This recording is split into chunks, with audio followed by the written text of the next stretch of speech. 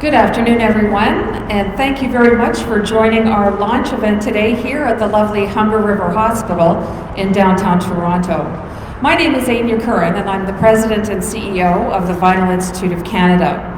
We're here for, I would say, a pretty significant announcement today, which has to do with recycling and helping our planet, and making sure that as an industry, in the vinyl industry, that we're setting the right tone and pace for taking care of our environment going forward in all of our lives. So today we are launching a program called PVC 123. What that is, it's a program of partnership between hospitals here in Toronto, Environment and Climate Change Canada, and the Vinyl Institute of Canada. So the reason that we're here at hospitals is because we've learned that 30% of all waste in a hospital originates from the hospital rooms. And because of that, we approached the government, we approached the hospitals, and decided that we were going to pull together a partnership so that we could be the first partnership, I would say in Canada, if not North America, to launch a PVC recycling program. So, first of all, I just wanted to give you a little bit of background about the program. We have a number of speakers lined up today. One important speaker is an anesthesiologist from downtown Toronto. His name is Dr. Ali Abbas. He is a person that actually started recycling PVC IV bags, oxygen masks, and tubing some years ago, and really was the inspiration for all of us sort of gathering together and forming the partnership to bring it here to where we are today to do the official launch. I'd like to first thank also Humber River Hospital for kindly inviting us to have the press conference launched here today. So thank you, Lori Thomas, for helping put everything together today for us. We really appreciate that. So I'd like to bring to the podium a gentleman who is really one of the foremost leaders in the plastics industry here in Canada. He's the chairman of the Vinyl Institute of Canada, and he's going to come up and tell you a little bit about how vinyl makes a difference in your lives every single day. If I could bring Veso Sobat to the podium to just give you a little bit of background about the vinyl industry. Veso? Thank you very much, Amy. Great job here. My name is Veso Sobat, and I'm the chair of the Vinyl Institute of Canada. We like to call it the VIC for short. It's my privilege to be here. These facilities are absolutely beautiful, and it's our privilege to kick off this event. We'd like to share some good news, as Amy was saying, about the PVC 123 program, which is a partnership really between the VIC, Humber River Hospital, St. Joseph's Healthcare, and Environment and Climate Change Canada. We think this will save resources, it will save money, and it will improve the environment. The infrastructure to collect and recycle is now in place here at both Humber River and St. Joseph's, and it will be recycled with the help of Canada's premier recycler, Norwich Plastics, based out of Cambridge. And we have Tribune Perthrow here with us, and we'll hear from him a little bit later. The COVID crisis has taught us that the infrastructure is very, very important. Hospitals are in the business of saving lives, and they've developed a very significant infrastructure in order to make that happen. From the talented frontline workers that we have here today, to the doctors, nurses, administrators, the whole support staff, including the physical infrastructure as well. Most people don't give this much thought, but the plastic pipe that evacuates the waste from the hospitals is very important and essential to health. The electrical conduit that I see all over the facilities here that's made out of plastic that brings electricity to the MRI machines, very, very important infrastructure in providing the services that are required. The water mains in the streets that are made out of PVC that provide clean water to your tap is an essential component of the infrastructure as well. And that water gets to those dialysis machines and dialysis units and is absolutely critical in infrastructure. and they help you do your job. For 31 years, to this day, by the way, I've been an engineer for a plastic pipe company that's called IPEX. We're just down the street here. We have a plant at Pharmacy Avenue, and we have a plant at Bermondsey. We're a local company here. We have made enough pipe since the early 50s when we started manufacturing pipe to go around the world not once, not twice, not 3 times, but about 200 times around the equator. And we recycle about 10 million kilograms, and for those who like the imperial unit still, 22 million pounds of vinyl every year. And we put it into high-value pipe products that we sell out in the marketplace. So we are very excited about this program because vinyl is a very valuable product. It should not go to landfill, and this is a great, great program that both your hospitals are embarking on to capture the waste, recycle the waste, and make valuable products from that. So you see behind me IV blood bags, that's number 1. You see behind me oxygen masks and tubing. Those are the 3 component parts that are going into the recycling program, hence the name PVC 1, 2, 3.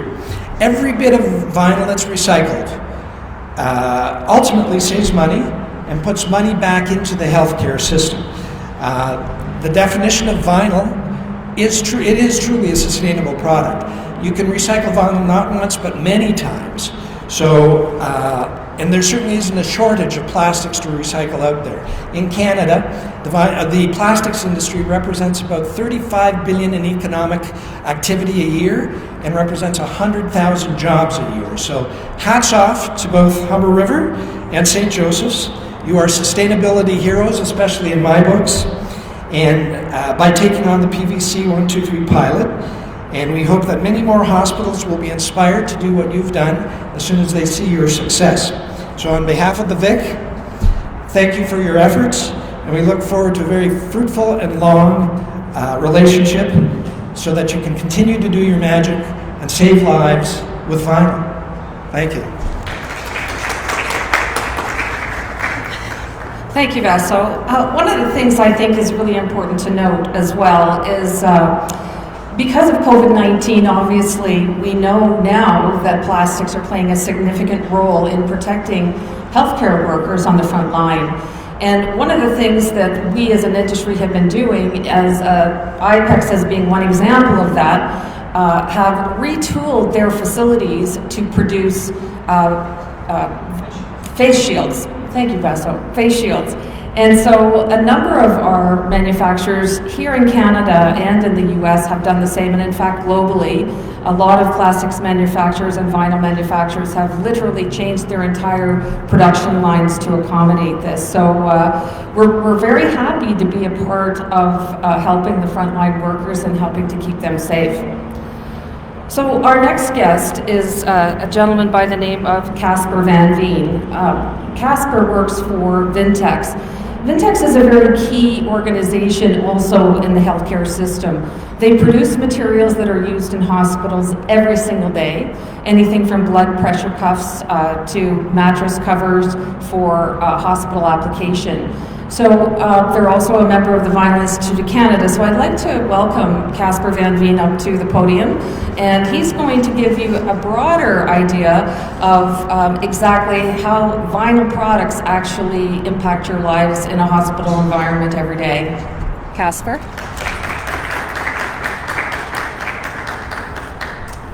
Thank you, Anya, and thank you everybody for being here today. As mentioned, I'm Casper Van Veen. I've been with Vintex now for well over 20 years, and it's been a company that has really been forefront on the healthcare industry, trying to develop products that help you in your job here to be able to do it, as well as to protect you and protect the equipment that's around you. And that's what I'd like to speak a little bit about today. I know Trabu is going to highlight PVC's inherent recyclability, but I want to talk about 3 other characteristics that PVC has. One is its versatility, its durability, and its its reusability. So first, to talk about versatility, PVC is probably one of the most versatile polymers that are available to us today. It can be used and formulated to seemingly endless applications, whether that be for economic, environmental, or health and safety benefits. The ability to formulate and adapt the polymer influences its primary characteristics that you can use these in virtually any application.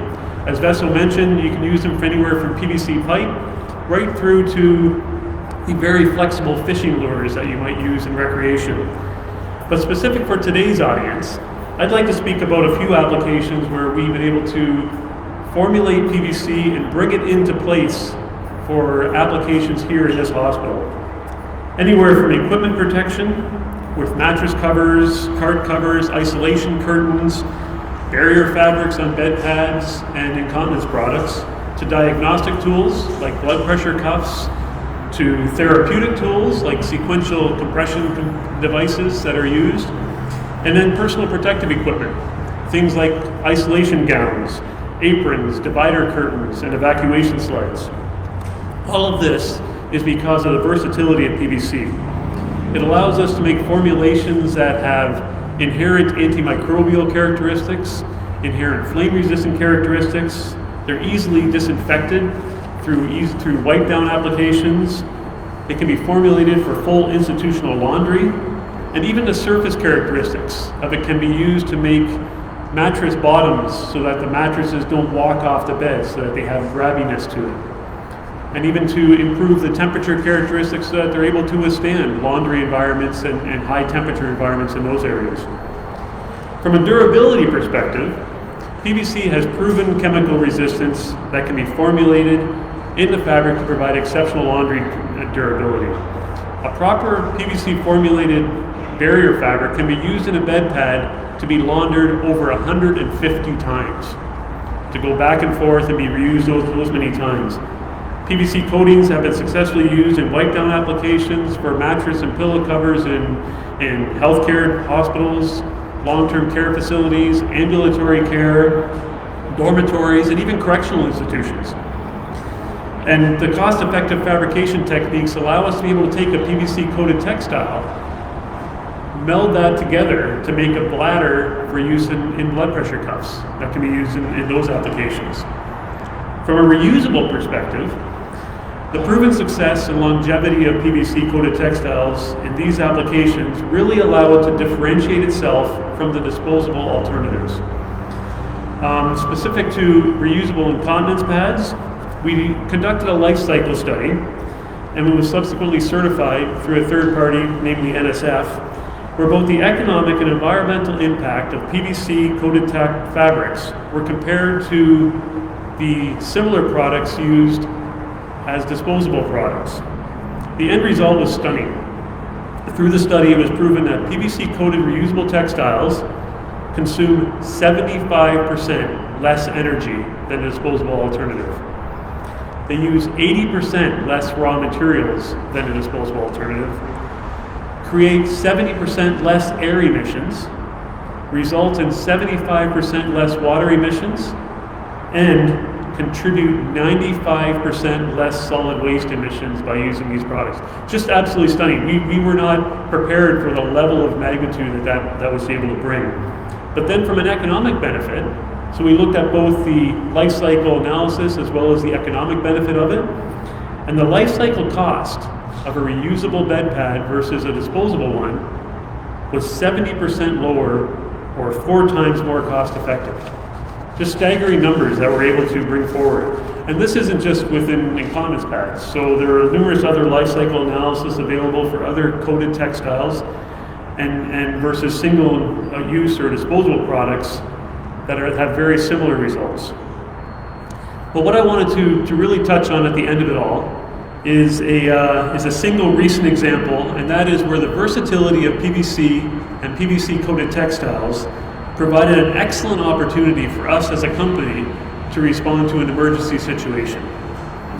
Early on during the COVID-19 pandemic, at a time when PPE or personal protective equipment was in desperately short supply, Vintex adapted our technology to quickly develop a barrier fabric that was immediately fabricated to use in level 3 hospital gowns or isolation gowns.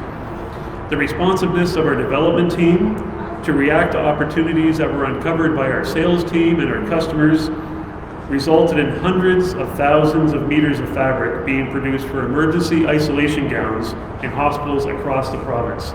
These weren't just single-use gowns, these are reusable gowns that could be brought out, laundered, and brought back in again. This provided extra patient and caregiver safety in a durable and a reusable format, and we drove into a similar kind of cost per use while positively impacting the environment. So all in all, it was a win-win-win situation. I brought one of the gowns with us today, and we can be able to take a look at that here. Again, I just wanted to express our thanks to be able to speak about this today, and to be able to also tout the benefits that we have within a lot of the plastics and the PVC in particular within the hospitals. And now Tribou will often speak about that as well in his speech. Thank you very much.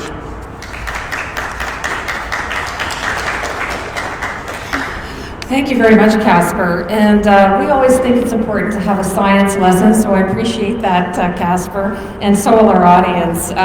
You know, when we began to set out how we wanted to approach this PEST conference, we felt that it was important for everybody to have a bit of an education about PVC. And many of you out there today may not know the difference between PVC and vinyl, and that is that they are the exact same thing. And when you think about vinyl records, we all know how much we love and adore our vinyl records. It really is an example of how PVC is one of the most versatile products, and most likely one of the most important polymers in the world. The reason for that is because for as many applications that it can be manufactured into, whether that's healthcare or any other environment, underground water main infrastructure, it can also be taken back in and recycled into a completely new product. So it's a very exciting time for us in this industry, and to be able to partner with hospitals on this very important initiative is absolutely fantastic. So now that we've given you a little bit of background about the science of vinyl products and PVC products, I want to just switch the tone a little bit to talking about the journey that we've been through for putting together this program, PVC 123. I think the best way to start is to start at the beginning, and that is with one of the most accomplished recyclers in North America, and one of our very own here in Canada is Norwich Plastics. And so I'm going to call Tribou Persoda from Norwich to really talk about the day that he got a call from an anesthesiologist that changed everything. So Tribou, if you please come up to the podium. Thanks. Thank you, Anya and Casper and Vesso. Good afternoon, everyone, both in person and online. My name is Tribou Persoda, and my journey in recycling medical plastics started when I was 12. Back then, I suffered from asthma, and once or twice a year, usually around allergy season, I found myself in the hospital for a few days. When I would get a Ventolin mask, I would ask the nurses to keep the mask, and when my dad came to visit me after work, I would give him the masks, and he would take them and recycle them at Norwich. As in the fall of 1987, my father, Paul Persoda, and our former business partners, Mr. William Goss, Mr. Sidney Seraphin, and Mr. Gary Everett, incorporated Norwich Recycling in Woodstock, Ontario. Over the past 33 years, with phenomenal employees, partners, and managers, we have grown to become Norwich Plastics, a recycler specialized in the reprocessing of flexible vinyl and the diversion of post-consumer vinyl from landfill. Each year, we at Norwich Plastics reprocess over 50 million pounds of flexible PVC across our 5 North American vinyl plastics recycling facilities. Several years ago, I received a call that would pave the way to where we are today. On the other end of the phone was an anesthesiologist, Dr. Ali Abbas from St. Joseph's Health Centre of Unity Health, Toronto. That day we discussed medical PVC recycling, and I shared with him the key lessons we at Norwich had learned from a few other vinyl medical reclaim programs we had been involved with throughout the late 80s, early 90s, and early 2000s. Dr. Abbas, undaunted, assembled a team of key people at St. Joseph's, and I am proud to say that we've been collecting materials with Dr. Abbas in St. Joseph's Hospital in Toronto for several years having diverted tens of thousands of pounds of material from key operating rooms within the St. Joseph's facility. A couple of years ago, Anya Curran, the director of the Vinyl Institute of Canada and one of the vinyl industry's greatest global champions, approached both Dr. Abbas and I about growing medical PVC in Canada. Together, we discussed the challenges, and with the Vinyl Institute of Canada's hard work, we were able to establish a partnership with Environment and Climate Change Canada. The PVC 123 program was born from these collective efforts and the efforts of countless people along the way. This program assists hospitals with starting their PVC reclaim and recycling by giving best practices and simplifying the process as best as possible in terms of handling and storage. The materials collected from the PVC 123 medical recycling pilot program are recycled right here in Woodstock and Cambridge, Ontario, with innovative and industry-leading cryogenic and melt filtration technology. Much of this technology used to reclaim these medical plastics were developed here in Ontario with the help of our U.S. partner, Mr. Glenn Longy of the great state of Tennessee, our management team, our employees, service providers, and key suppliers.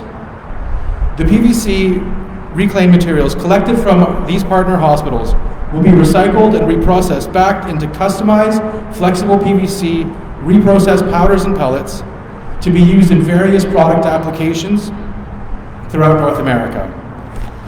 Today's announcement is a personal triumph and a dream come true. Today, I remember my childhood self getting a Ventolin masking. I remember my helplessness seeing all this vinyl being sent to landfill, knowing that me and my dad could recycle it. Today, my dad's still here, and I get the chance to take these end-of-life PVC materials and remake them into vinyl compounds ready for products and applications that fully utilize the dynamic and inherent properties of these medical vinyl polymers. Foremost, I would like to thank Anya Curran, without which we would not be here, the Vinyl Institute of Canada and its members, the Minister and staff of Environment and Climate Change Canada, the management staff of both Humber River Hospital and St. Joseph's Health Centre of Unity Health Toronto, and finally I would like to thank my friend and one of our planet's protectors, Dr. Ali Abbas. Thank you very much.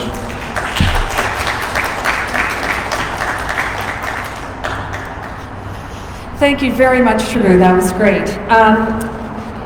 For those of you that are watching on Facebook Live today, if you notice that we're having a little bit of wind, and you're noticing maybe that these signs are kind of wafting back and forth, well, I just want you to know too that Trabue Persaud is also the next MacGyver, because he's used PVC tubing to stabilize the back of the signs so they're not going to fall. So well done, Trabue.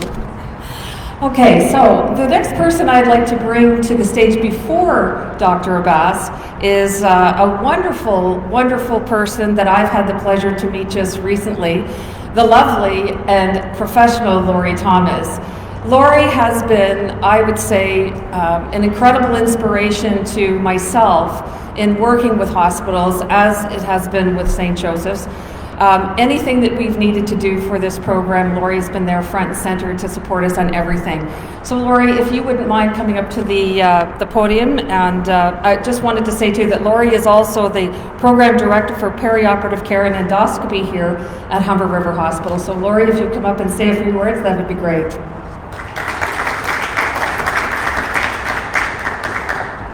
Thank you very much. Good afternoon and welcome. Today we are proud to announce the launch of the Medical Recycling Pilot Project here at Humber River Hospital in partnership with the Vinyl Institute of Canada, Environment and Climate Change Canada, and Norwich Plastics. Humber River Hospital prides itself on being lean, green, and digital.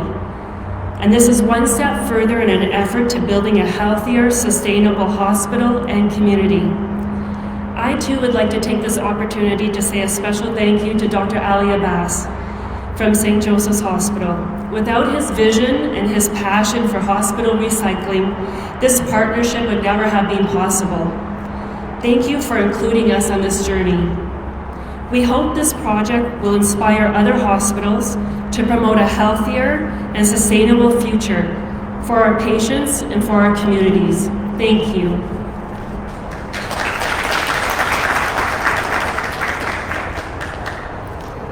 Thank you very much, Lori. Now I'd like to, it's kind of hard to know how to introduce our next speaker. I, for one, have been very honored to have met Dr. Ali Abbas, I would say for the first time about 4 years ago, and I certainly have been front and center observing some of the challenges that he has had in, not so much in the program, because the simplicity of the program is the beauty of the program, but sometimes it's just getting everybody on board to understand really how important that it is. So today, Dr. Ali Abbas is going to tell you his story, and I think you're going to find it very riveting. And if I could call you up to the podium now, Dr. Abbas, it's a great honor and a pleasure to have you here today.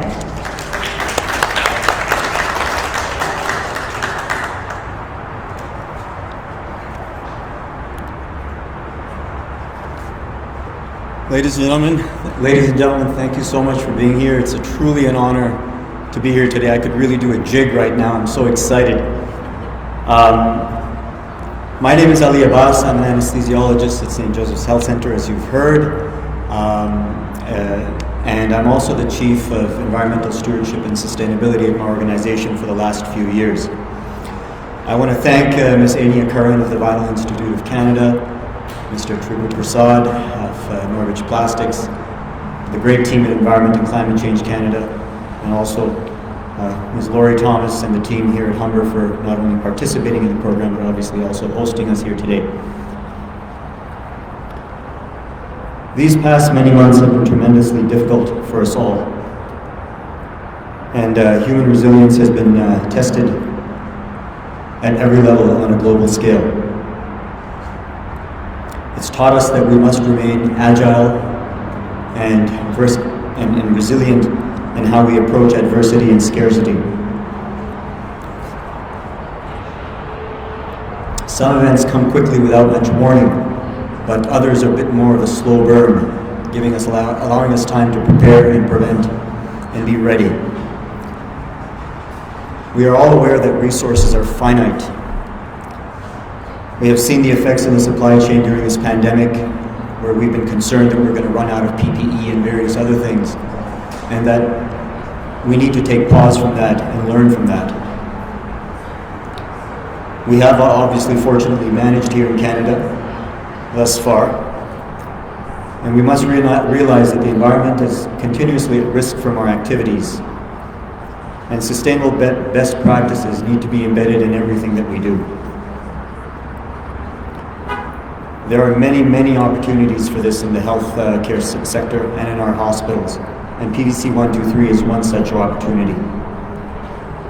To give you a background of how I got here, my journey started about over 10 years ago when I transitioned into practice at St. Joseph's Health Center. And my days mostly spent in the operating room, which is a very waste and resource intensive environment. And on a daily basis, I use and see used tremendous amount of equipment and supplies that come very heavily packaged. And it is almost impossible not to ask oneself how best to deal with this waste.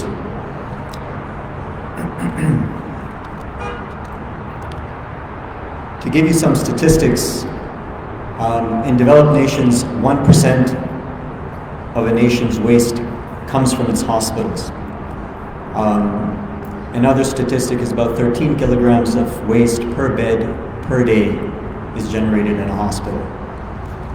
30%, upwards of 30% of a hospital's waste comes from its otherwise very small footprint area of its operating rooms. 20 to 25% of a hospital's waste is plastic. A hospital generates almost every category of waste. Biohazardous, plastic, paper, glass, cardboard, radioactive from the nuclear medicine, anatomical, sharps, everything that you can imagine. And we have to be able to segregate it properly, effectively. The World Health Organization tells us that about 85% of a hospital's waste is like general domestic waste. About 15% is hazardous and or infectious.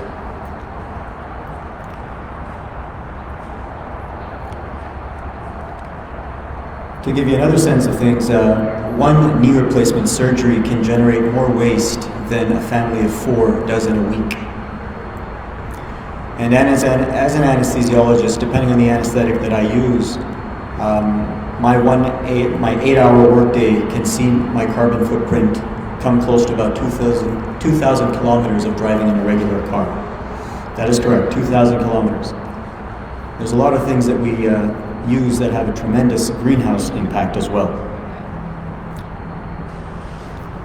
As many have before me, I felt responsible to take action, so I decided to get involved, to educate myself, to challenge anachronistic practices. I found that misconceptions and misinformation are a huge impediment to the implementation of sustainability initiatives anywhere. That all waste in an OR or in a hospital is somehow contaminated and unrecyclable.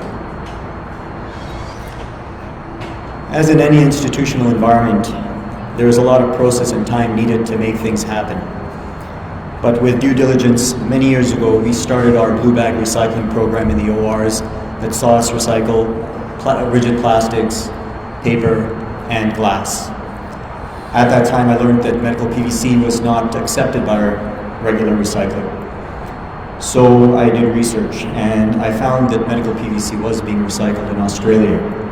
So given the time difference, I stayed up late at night, got in touch with the recycler over there, and spoke to them to understand their processes.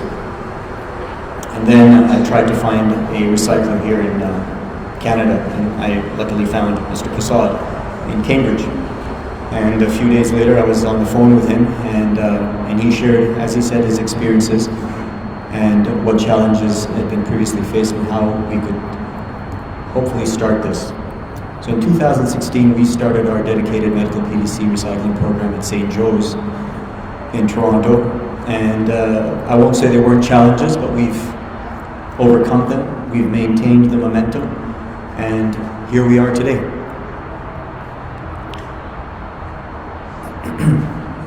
And I want to say I'm very pleased to see Humber River Hospital participate, and once again I want to thank Lori and her team for their leadership. It's this sort of leadership and commitment to innovation that sees positive change like this. Many other institutions have wanted to or would like to participate and start up, but it's not an easy thing to overcome the various steps. But I truly hope that today's launch of PVC 123 today will serve as a catalyst for others. As an anesthesiologist, a physician, and a healthcare provider, I feel it's my professional and moral obligation to be involved in such things, and I hope that others will share this enthusiasm that I have. I'd like to show you a bit of a demo. So as Anya mentioned, that this program will see recycling of IV bags, oxygen masks, oxygen tubing, and anesthesia delivery oxygen masks that are made of PVC, not all are. And I'd like to show you. Yep, go here. Just take this. With it. Oops. Amazing. So these are the hampers that we use. We color code them to be green. So we will be collecting things from all patients that are not in isolation for any infectious concern. And as such, we've got our IV bag. It's not contaminated, not visibly soiled. It's empty. And we would place it in here. And we've got oxygen masks. They come with a green strap. Thank you. They come with a green strap and a metal clip.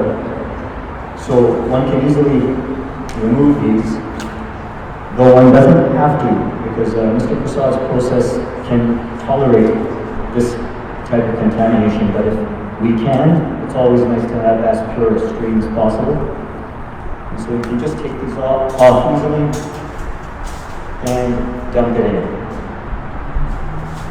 And that's really that easy. Easy as 1, 2, 3, as we like to say. So once again, I thank you very much for this, and hope to see this partnership grow, and hopefully we can see it scaled nationally. Thank you.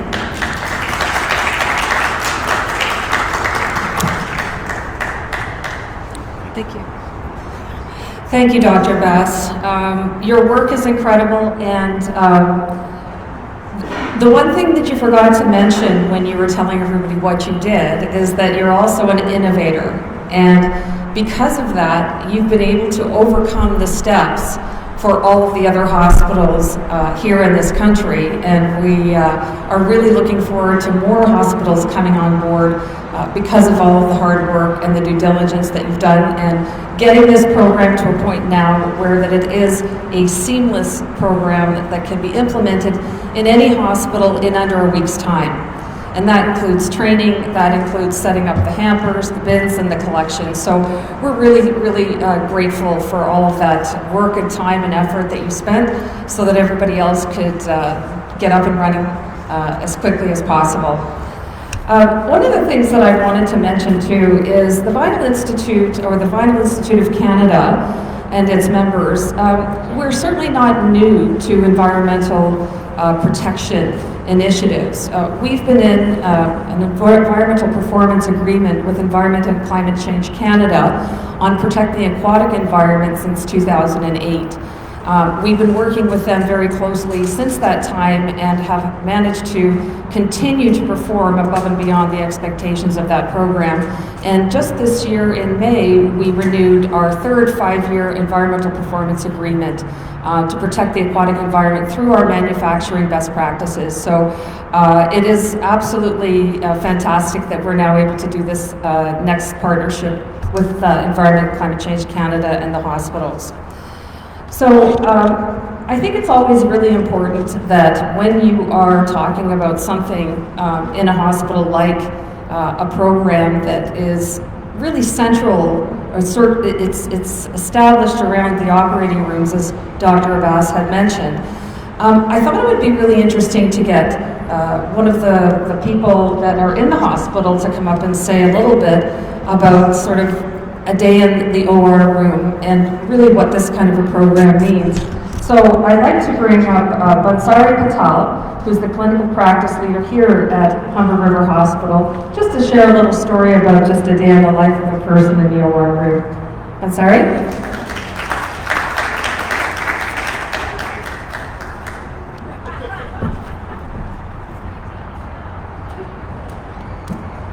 Thank you.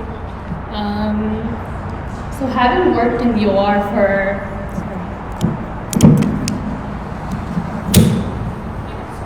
is that okay? Thank you. Having worked in the OR for more than 3 years, and my colleagues will agree that it's a very fast-paced and an intense environment. And the patient requires undivided attention of the operating room team, including the surgeons, the anesthetist, and as well as the nurses, especially when the patient is under anesthesia. And they rely on the OR team to provide the best possible care. From the time the patient enters the operating room to the time that they're transferred into the recovery room, the energy of the staff and the physicians is focused on the patient. And so, for example, whether it's providing emotional support for the fear of undergoing surgery or whether it's providing physical comfort, the OR team would know that the operating room tends to be a cold environment. And so whether it's providing a warm blanket for physical comfort or from the anesthesia perspective, administering an anesthetic or performing the surgery, and we're doing this for the overall well-being of the patient. And it definitely aligns with Humber's commitment to quality patient care.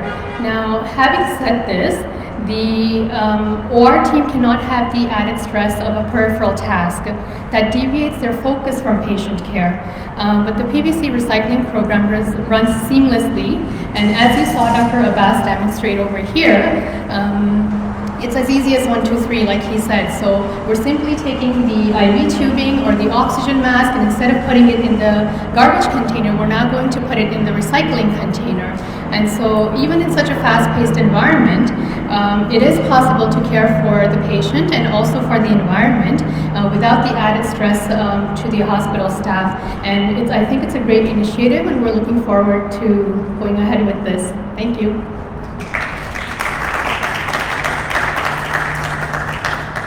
Thank you, Bensari. Next, I'd like to do just a quick mention of one of our guests that I was hoping that we would have here today, but obviously because of travel restrictions during COVID-19, he's not able to join us today, but he has sent us a message that I'd like to read to you, and that is from Minister of the Environment and Climate Change Canada, Jonathan Wilkinson. And I'd like to requote that while Government of Canada's top priority remains the health and safety of Canadians, we're also committed to increase the safe recovery of plastics, retain their economic value, and reduce the amounts we send to landfill. We are proud to support the Vinyl Institute of Canada and projects like the PVC 123 program that are crucial in helping us to meet our goals of zero plastic waste, said Jonathan Wilkinson, Minister of Environment and Climate Change Canada. So I'd like to take a moment. I think this is a really important part of our program today. I think you all know there's folks, whether it's in healthcare, whether it's in the plastics industry, any industry, when you're trying to get a significant program off the ground, there's certainly a lot of people that are having to come to the table to really lift up that vision and execute it to a reality. So I would like to take a moment just to thank all of the people that have touched this program and have made it possible for us to actually make it a reality. So of course, first is Dr. Ali Abbas. Without you and your vision, we're your new family now. So I'd also like to thank Salma El-Samari from St. Joseph's Unity Health, who helped us to put together our video. If those of you on our Facebook Live would like to go to the vinylinstituteofcanada.com, we've put together a fantastic video that will give you a really good story about this program. I'd like to thank Lori Thomas and Joe Gorman, Bansari Patel, and the team at Humber River Hospital for all that you've done, and we're so glad that you're part of this program. Tribute Persaud, of course, of Norwich Plastics, the Vinyl Institute of Canada Chairman, Vesso Sobat, and the Board of Directors, who right from the word go were 100% behind this project. So we're very grateful for the board and for Vesso for having the vision to help us move this forward. Environment and Climate Change Canada team, I really have to extend, if you're looking or if you're watching us today there in Gatineau, Quebec, I'd like to give a heartfelt thanks to Nicole Follier and Guy Gagnier, Blair Batchelor, and Paula Critchley, as well as the Minister of the Environment, Jonathan Wilkinson. I can't begin to tell you what a fantastic team they've been, what a fantastic partner they continue to be, and we look forward to doing more projects with the federal government where possible when it comes to recycling. One of our colleagues in the US, the Vinyl Institute out of Washington, D.C., really termed it best that we are now, as a society, in the beginning of what they refer to, and I really have coined the phrase, the recycling movement here in North America. And certainly, there is absolutely no question that as probably one of the most perfect polymers in the world, vinyl is really leading the way on that because it is such a clean polymer, so versatile, and can be quickly recycled into brand new products, and again, prevent things from going into the landfill. You can't really put together this kind of an event without a great communications team, so I'd like to give a shout out to Shayla Bond of Bond Creative, Anthony Leo and Wendy Marshall of Dragon's Eye Consulting, and of course Geet Khalil, who's taking care of our Facebook Live and our coverage today. I think on that note, I would just like to say that all of you that are here today, clearly you're all leaders, and I've learned so much from all of you, and all I can say is thank you all so much for being such tremendous support and helping us to get this program properly launched. And so with that, I would like to open up the floor if anyone has any questions before I adjourn the launch. I know, it's so easy. It's PVC 1, 2, 3. There's no questions, right? All right, so on that note, everyone that is watching us today on Facebook Live, thank you so much for joining us. Again, my name is Anya Curran, and I'm the President and CEO of the Vinyl Institute of Canada. And on behalf of the entire industry, Environment and Climate Change Canada, Humber River Hospital, and St. Joseph's Unity Healthcare, thank you all so much. And take care.